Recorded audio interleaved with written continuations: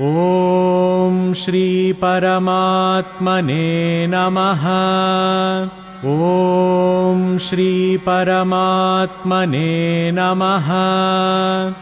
अथ पञ्चदशोऽध्यायः। अथ पञ्चदशोऽध्यायः। श्रीभगवानुवाच। श्रीभगवानुवाच। ऊर्ध्वमूलमधः शाखम् ऊर्ध्वमूलमधः शाखम् अश्वत्थं प्राहुरव्ययम् अश्वत्थं प्राहुरव्ययम् छन्दांसि यस्य पर्णानि छन्दांसि यस्य पर्णानि यस्तं वेद स वेदवित् यस्तं वेद स वेदवित् अधश्चोर्ध्वं प्रसृतास्तस्य शाखाः अधश्चोर्ध्वं प्रसृतास्तस्य शाखाः गुणप्रवृद्धा विषयप्रवालाः गुणप्रवृद्धा विषयप्रवालाः अधश्च मूलान्यनुसन्ततानि अधश्च मूलान्यनुसन्ततानि कर्मानुबन्धीनि मनुष्यलोके कर्मानुबन्धीनि मनुष्यलोके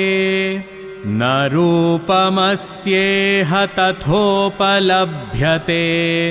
न रूपमस्येह तथोपलभ्यते नान्तो न चादिर्न च सम्प्रतिष्ठा नान्तो न चादिर्न च सम्प्रतिष्ठा अश्वत्थमेनं सुविरूढमूलम् अश्वत्थमेनं सुविरूढमूलम् असङ्गशस्त्रेण दृढेन छित्त्वा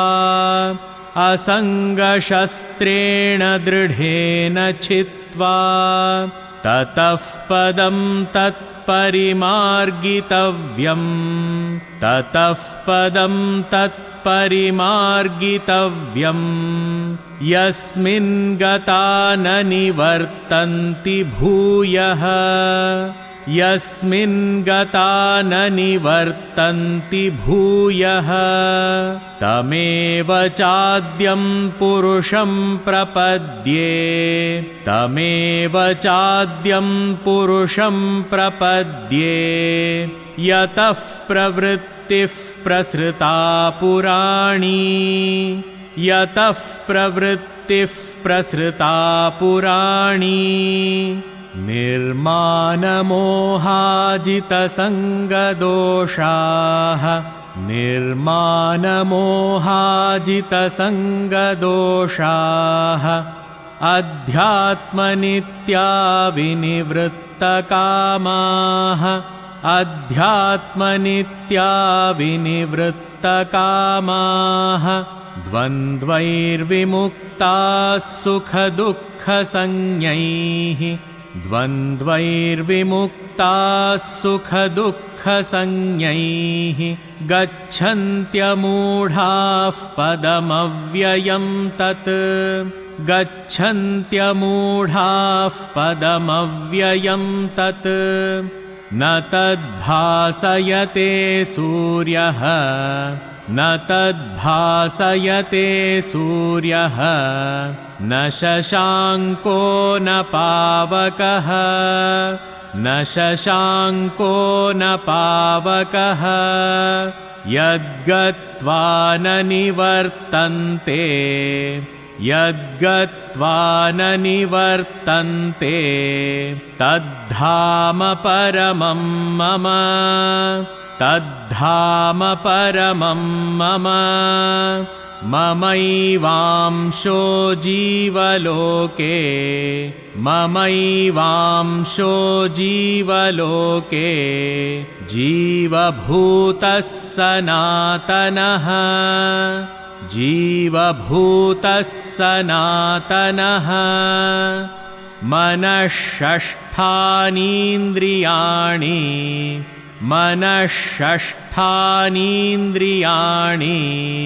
प्रकृतिस्थानि कर्षति प्रकृतिस्थानि कर्षति शरीरं यदवाप्नोति शरीरं यदवाप्नोति यच्चाप्युत्क्रामतीश्वरः यच्चाप्युत्क्रामतीश्वरः गृहीत्वैतानि संयाति गृहीत्वैतानि संयाति वायुर्गन्धानि वाशयात् वायुर्गन्धानि वाशयात् श्रोत्रं चक्षुस्पर्शनं च श्रोत्रं चक्षुस्पर्शनं च रसनं घ्राणमेव च रसनं घ्राणमेव च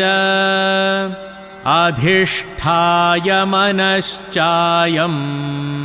अधिष्ठाय मनश्चायम् विषयानुपसेवते विषयानुपसेवते उत्क्रामन्तं स्थितं वापि उत्क्रामन्तं स्थितं वापि भुञ्जानं वा गुणान्वितं भुञ्जानं वा गुणान्वितं विमूढानानुपश्यन्ति विमूढानानुपश्यन्ति पश्यन्ति ज्ञानचक्षुषः पश्यन्ति ज्ञानचक्षुषः यतन्तो योगिनश्चैनं यतन्तो योगिनश्चैनं पश्यन्त्यात्मन्यवस्थितं पश्यन्त्यात्मन्यवस्थितं यतन्तोऽप्यकृतात्मानः यतन्तोऽप्यकृतात्मानः नैनं पश्यन्त्यचेतसः नैनं पश्यन्त्यचेतसः यदादित्यगतं तेजः यदादित्यगतं तेजः जगद्भासयतेऽखिलं जगद्भासयतेऽखिलं यच्चन्द्रमसि यच्चाग्नौ यच्चन्द्रमसि यच्चाग्नौ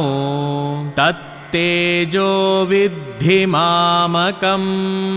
तत्तेजो विद्धि मामकं गामाविश्य च भूतानि गामाविश्य च भूतानि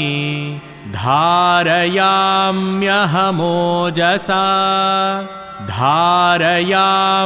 धारयाम्यहमोजसा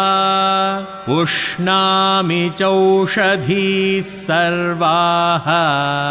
पुष्णामि चौषधीः सर्वाः सोमो भूत्वा रसात्मकः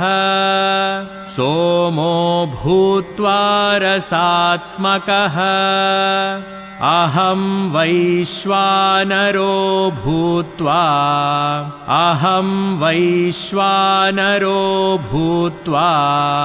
प्राणिनां देहमाश्रितः प्राणिनां देहमाश्रितः प्राणापानसमायुक्तः प्राणापानसमायुक्तः